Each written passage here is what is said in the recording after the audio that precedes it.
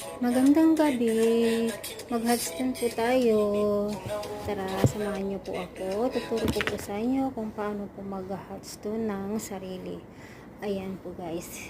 Ininit ko lang po yung stone. Tapos, maglagay ng oil para hindi kumapit yung bato. Para dumulas.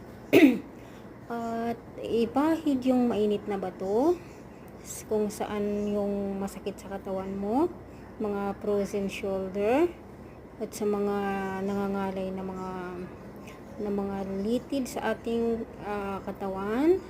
Diyan po ilagay yung mainit na bato, ulit-ulitin lang po. Tapos pagka mararamdaman mo naman yan na parang lumuluwag yung sakit sa mga nangangalay sa katawan mo. Ayan po.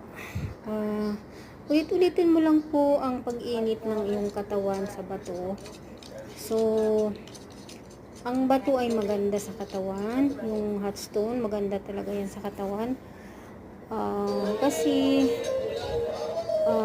iniinit niya yung mga frozen na mga kumbaga yung mga veins na nagpo-frozen, iniinit niya kaya lumuluwag na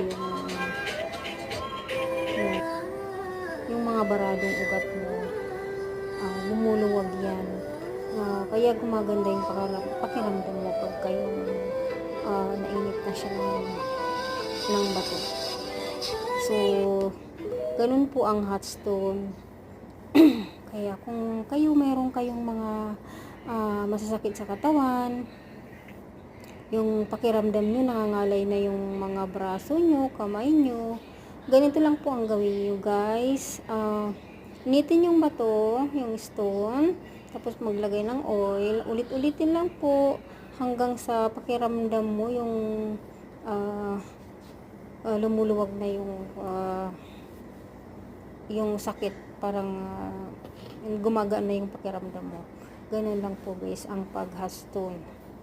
Kaya kahit sarili mo pwede mo namang gawin para hindi ka na gumastos. Yan lang po guys.